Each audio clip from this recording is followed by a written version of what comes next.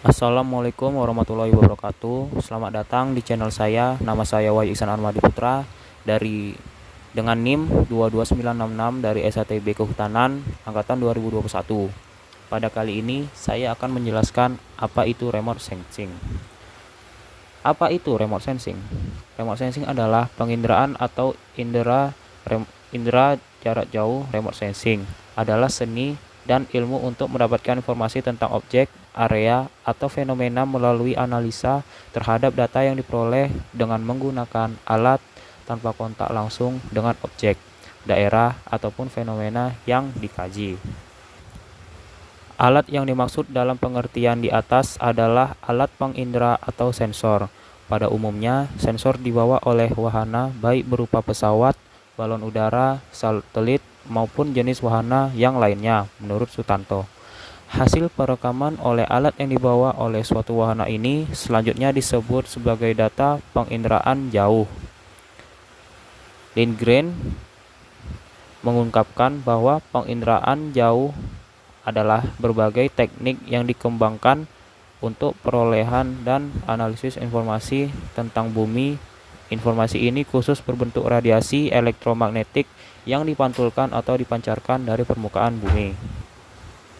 Dari pendapat beberapa ahli di atas, dapat disimpulkan bahwa penginderaan jauh terdiri atas 3 komponen utama, yaitu objek yang diindera, sensor untuk merekam objek, dan gelombang elektronik yang dipantulkan atau dipancarkan oleh permukaan bumi.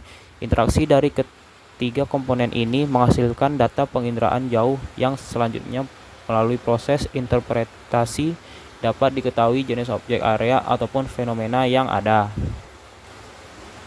Berikutnya yaitu perkembangan penginderaan jauh ini semakin cepat seiring dengan kemajuan teknologi dirgantara. Sebelumnya, penginderaan jauh lebih banyak menggunakan pesawat udara dan balon udara dalam perekaman data permukaan bumi. Tetapi, seiring dengan perkembangan penerbangan antariksa dan penggunaan satelit untuk berbagai kepentingan termasuk di dalamnya perekaman permukaan bumi, maka penginderaan jauh tumbuh berkembang semakin pesat.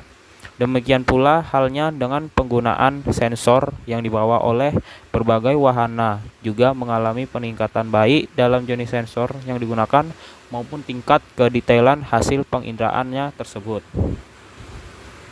Satelit pertama yang berhasil diluncurkan dalam rangka monitoring sumber daya bumi adalah satelit ERTS atau Earth Resource Technology Satellite yang diluncurkan pada tahun 1972. Hingga saat ini, telah ratusan jenis satelit dengan berbagai tingkat ketelitian dan berbagai panjang gelombang digunakan untuk berbagai kajian permukaan bumi. Adapun beberapa manfaat dalam aplikasi penginderaan jauh ini. Yang pertama, identifikasi penutupan lahan atau land cover. Yang kedua, identifikasi dan monitoring pola perubahan lahan.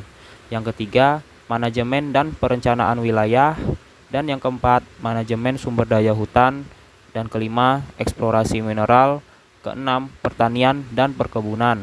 7, manajemen sumber daya air. Dan kedelapan, manajemen sumber daya laut.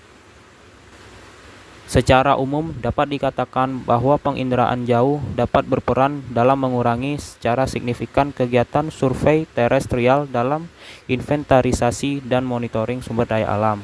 Kegiatan survei terestris dengan adanya teknologi ini hanya dilakukan untuk membuktikan suatu jenis objek atau fenomena yang ada di lapangan untuk disesuaikan dengan hasil analisis data. Ada 2 metode pengambilan data.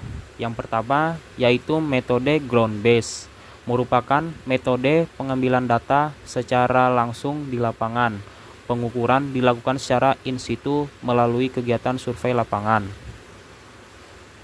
Lalu yang kedua, ada metode penginderaan jauh atau remote sensing, merupakan pengukuran dan pengambilan data spesial berdasarkan perekaman sensor pada perangkat kamera udara, scanner, atau radar. Contoh hasil perekaman yang dimaksud adalah citra.